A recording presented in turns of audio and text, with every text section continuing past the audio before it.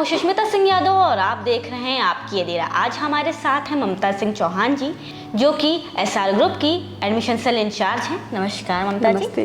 ममता जी, हमें ये बताइए कि आप एडमिशन सेल इंचार्ज हैं यहाँ पे कई सालों से, तो कितने साल से आप यहाँ पे काम कर रही हैं? अभी तो हमको यहाँ 8 साल हुआ है। अच्छा, टोटल आप 8 सालों से यहाँ पे काम कर रही हैं। ये 2015 में खुला हुआ था, तो तभी शुरुआत से ही है यहाँ पे। अच्छा, तो आप मेडिकल रिप्रेजेंटेटिव भी रह चुकी हैं एक समय पे, तो ये ऐसे कैसे उस वक्त मैनेज किया? हाँ, उस वक्त था ये कि फादर की तबीयत थोड़ा ख़राब रहती थी, तो 4 बहनें एक भाई था, तो उसकी भी जिम्मेदारी थी। तो उसको चलाना होता था कि घर कैसे क्या चले। तो मैं इंटर पास होके ही तो फिर जॉब स्टार्ट कर दिए कि शुरुआत में चलो थोड़ा बहुत करते हैं, उसके बाद धीरे धीरे करके अपनी पढ़ाई भी पूरी की और काम भी किया। अच्छा, तो आपने इस तरीके से एज अ मेडिकल रिप्रेजेंटेटिव काम किया, ठीक है। तो कैसे, कितना मुश्किल था उस दौर में जब पिताजी बीमार थे आपके, तो आपने अपने फैमिली को भी संभाला, अपने भाई बहनों की शादी भी करी, कैसे आपने मैनेज किया ये सब? होता क्या है कि हिम्मत मिलती है घर परिवार से, और समाज में तो खैर महिलाओं की स्थिति जो है वो तो सभी को पता है।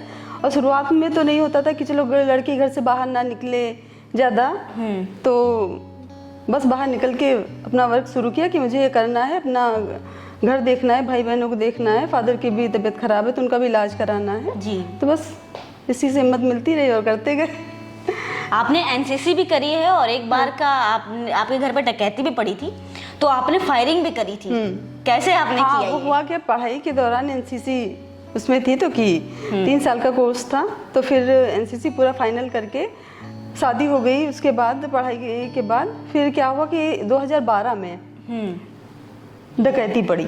अच्छा, जो हम लोग अभी सो ही रहे थे, समझ लो कि जान नहीं पाए, बाहर से उन लोगों ने हमें बंद कर दिया था। फिर क्या हुआ कि 2012 ही था, तो डकैती जब पड़ी तो हम लोग जाग गए रात में कि कुछ खटखट की आवाज़ आई, तो थोड़ा सा जाग गए। फिर हस्बैंड ने, उनके पास पिस्टल थी और मेरे पास बंदूक थी 2 नाल। तो पीछे के रास्ते से हम लोग गए, जो एक दरवाजा पीछे है तो वो खुला हुआ था, वहाँ से देखा कि अंदर ही सब लोग थे। फिर हस्बैंड ने दरवाजा जैसे थोड़ा सा खोला, देखा कि वो लोग सब अंदर बीन बटोर रहे थे, कि अलमारी से सब निकाल रहे थे। अच्छा, उन्होंने फायरिंग की पिस्टल से, फिर वो लोग भागे, फिर हमने भी फायरिंग की दुनाल बंदूक से। अच्छा, तब जाके वो भाग पाए, लेकिन वो थोड़ा वो सामान ले जा पाए थे, फिर पूरा नहीं ले गए। तो वो एक्सपीरियंस कैसा था? आपको डर लग रहा था कि आपको लग रहा था कि नहीं मैं लड़ना चाहती हूँ? हाँ, डर कुछ नहीं लगा उस समय। हाँ, डर बिल्कुल भी नहीं लगा, कि लग रहा था कि हाँ इनको सबक सिखाना है, और जिससे कि आगे सब हिम्मत ना हो उनकी कि कहीं भी इस तरह के कोई कांड कर पाएं। तो ममता जी, आजकल की महिलाओं को आप क्या प्रेरणा, मतलब कि क्या देना चाहेंगी मैसेज, कि वो लोग भी इस तरह से स्ट्रांग बने, और कैसे आप उनको इंस्पायर करेंगे? क्या उनके लिए कोई खास मैसेज? हाँ, महिलाओं को तो आत्मनिर्भर होना चाहिए। समाज में वो कंडीशन नहीं है महिलाओं की जो होनी चाहिए, उनको सम्मान मिलना चाहिए। तो लोग ऐसा नहीं करते हैं।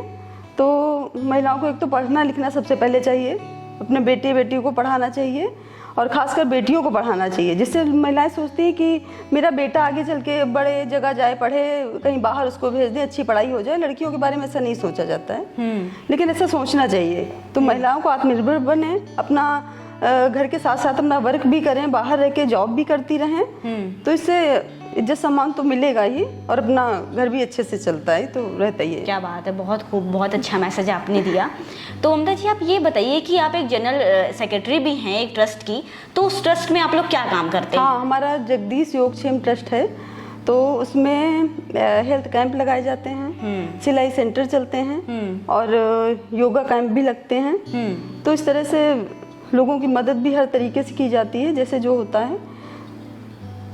इसी तरह लोग समस्याएं सुनी जाती हैं, सब हम लोग जाके बाहर बाढ़ पीड़ित हैं उनकी भी मदद करते हैं। अच्छा। और आप मेडिकल रिप्रेजेंटेटिव भी रह चुकी हैं, तो कैसे वो जर्नी थी आपकी, क्या आपने उस दौरान किया? पढ़ाई की कर रहे थे, इंटर हुआ था उस साल, और फिर बीए करना था आगे चल के। फादर की तबीयत खराब रहती थी, तो उनको हेपेटाइटिस बी था। अच्छा, उनकी तबीयत ज़्यादा ख़राब रहती थी, तो फिर था कि हम भी सबसे बड़े थे घर में, तो भाई बहन थे, 5 भाई बहन थे, 4 बहनें 1 भाई, तो उनको सबको संभालना था। छोटे छोटे भाई बहन थे, पढ़ाई लिखाई सब कुछ देखना था। तो फिर यही दिमाग में आया कि चलो जॉब करते हैं तो उसी से कुछ मदद मिल जाएगी पिताजी को। तो बस इसीलिए जॉब स्टार्ट कर दी थी। तो आपने अपने भाई बहनों को पढ़ाया लिखाया, उनकी शादी तक करी, उनको सेटल किया, तो वो कैसे आप कर पाए? पढ़ाया लिखाया और शादी उनकी हम ही ने देख के सबकी तय करके तब शादी की है क्योंकि सब छोटे ही थे। तो बाकी सब अच्छी अच्छी जगह पे हैं और सब अपना काम वर्क कर रहे हैं अच्छे से। कोई जॉब कर रहा है, कोई कुछ है, सही है। ममता जी, आप 8 सालों से एसआर ग्रुप के साथ जुड़ी हुई हैं, तो आपको यहाँ पे काम करके कैसा लगता है? यहाँ काम करके बहुत अच्छा लगता है क्योंकि यहाँ के जो चेयरमैन सर हैं हमारे, पवन सिंह चौहान जी, तो वो बहुत ही अच्छे व्यक्तित्व के धनी है बिल्कुल। वो सारी जो महिलाएं होती हैं उनको सपोर्ट करना, वो कम पढ़ी लिखी होती है तब भी उनको जॉब पे रखना होता है कि चलो ये परेशान है किसी तरीके से, तो उसको कहीं ना कहीं आगे सपोर्ट उसका करते हैं वो। तो बस ऐसे हस्ती के साथ जुड़ना बहुत ही अच्छा लगता है। तो आज हमने बात करी ममता जी से, जिनसे हमें बहुत सारी जानकारियाँ मिली। आपका बहुत बहुत धन्यवाद ममता जी हमारे साथ जुड़ने के लिए। तो ऐसे हस्तियों को जानने के लिए जुड़े रहिए आपकी अधीरा से और हमारे चैनल को सब्सक्राइब करना ना भूलें। धन्यवाद।